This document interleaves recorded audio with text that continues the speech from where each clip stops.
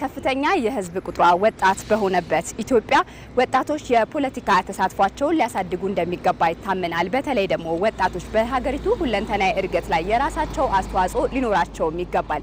የሀገሪቱን እጣ ፈንታ በመወሰን ረገድም የወጣቶች ሚና ከፍተኛ ነው። በኢትዮጵያ የፖለቲካ ሂደት ውስጥ ኢትዮጵያ ወጣቶች ተሳታፊ እንደዚሁም ደግሞ ባለቤት ሆነው ሲመሩ አልቆዩ። ባለፉት ጊዜያቶች ውስጥ በተለይ ኢትዮጵያ ውስጥ ባለው ፖለቲካ እንደምናየው በ60ዎቹና 80ዎቹ በነበሩ ፖለቲከኞች ሲመራ ነው የቆየው ማለት ነው። ስለዚህ ኢትዮጵያ ወጣቶች ኢትዮጵያ ውስጥ የሚገኘው ማህበረሰብ ከፍተኛ ቁጥር እንደመያዛቸው አኳያ በኢትዮጵያ ፖለቲካ ውስጥ ባለቤት ሆነው የመሪነት ሚና ተጠቃሚም እንደዚሁም ደግሞ ሌሎችም ሀሳቦችን ለማሳካት የመሪነት ሚና መጫወት መቻል አለባቸው ማለት ነው። ይህ እንዲሆን ደግሞ ወጣቱ መሳተፍ አለበት፣ በፖለቲካ ፓርቲዎች መታቀፍ አለበት። እንደዚሁም ደግሞ በሚደረጉ የልማት የትኛውም እንቅስቃሴ ላይ ከኋላ ሆኖ የሚመለከት ሳይሆን የጉዳዩ ተጠቃሚ ባለቤት መሪ መሆን መቻል አለበት ማለት ነው። መሪ ሲሆን የወጣት ሀገር እንደመሆኗ በወጣት ሀሳብ በአዲስና በዘመነ አሁን ካለው ጊዜው ከሚፈልገው ኢትዮጵያ ፖለቲካም ሳይሆን ዓለም አቀፍ አሁን ዓለም ከሚፈልገው በንግግር በድርድር ከሚሄደው የፖለቲካ ሂደት አኳያ አሁን ያለው ትውልድ መምራትና ተቀብሎ ማስኬድ አለበት ብዬ ነው ማምነው። ወጣቱ የነገ ሀገር ተረካቢ እንደመሆኑ የትኛውም ፖለቲካ እንቅስቃሴ ላይ ንቁ ተሳታፊ መሆን አለበት። ምክንያቱም እንደምናውቀው ሀገራችን ላይ ያው 70% እና ከዛ በላይ ወጣት ነውና ስለዚህ አንዱ ወጣት ሀሳብ ብዙ ለውጥ ታመጣለችና ያው ፖለቲካ ላይ ንቁ ተሳታፊ መሆን አለበት ብዬ አስባለሁ።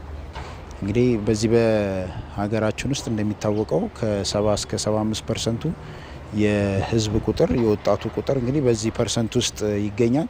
በዚህ ሂደት ውስጥ እንግዲህ ወጣት ያው እንደሚታወቀው ሀገር ተረካቢ ነው ይባል ነበረ። እንግዲህ እኔ እንደማስበው ከሆነ ወጣት የሀገር ባለቤት ነው። ሀገሩን በባለቤትነት ይዞ ተረክቦ እኛ ከትናንት ወዲያ ከአባቶቻችን ነው ይቺን ሀገር ከነ ክብሯ የተረከብ ነው። ስለዚህ ይሄን በክብር የተረከብነውን ሀገር ደግሞ ለቀጣዩ ትውልድ ደግሞ በክብር ማስረከብ ይጠበቅብናል ማለት ነው። የወጣትን ጉዳይ በተለይ ትኩረት ሰጥቶ በሚሰሩ አጠቃላይ በሀገር ጉዳይ ላይ ተጽዕኖ በሚያሳድሩ የፖለቲካ ሂደቶች ውስጥ ራሱን እያሳተፈ ባለቤትነቱን ጭምር እያሳወቀ መሄድ ይጠበቅበታል የሚል ሀሳብ አለኝ።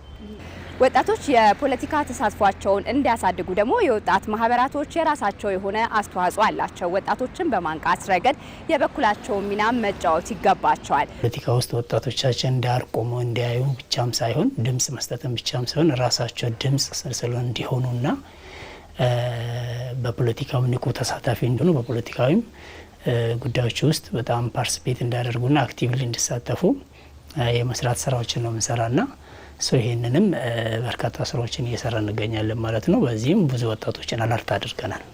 ያው የሀገራችንን ጉዳይ ለመወሰን አንዱና ትልቁ አካሄድ ምርጫ ነው። በምርጫ ላይ ያለንን መብት በመጠቀም እድሜው ከ18 ዓመት በላይ የሆነ የትኛውም ወጣት ሄዶ ምርጫ ካርድ ማውጣት አለበት፣ መምረጥ መቻል አለበት ማለት ነው። ይህ የነገዋን ኢትዮጵያ ለመገንባት ከሚደረግ ሂደት ዋነኛና መሰረታዊ ነው ብዬ ነው ማምነው ማለት ነው። የአንድ ወጣት ድምጽ ዋጋ አላት። ስለዚህ እንደ ሀገርም የሚጠበቅበትን ለማድረግም መብቱንም ለመጠየቅም ግዴታውንም ለመፈጸምም የግዴው ምርጫ ላይ ተሳታፊ መሆን ስላለበት ካርዱን በንቃት ግንባር ቀደም ሆኖ መውሰድ አለበት። በሀገራችን ላይ እንግዲህ ኤክሰርሳይዝ እያደረግን ያለነው ዲሞክራሲ አንዱ መገለጫ የሚሆነው እንግዲህ ምርጫ ነው። ምርጫ አንዱ የዲሞክራሲ መገለጫ ነው። ስለዚህ ቅድም እንዳልኩት በርካታ ፖለቲካ ፓርቲዎች አሉ።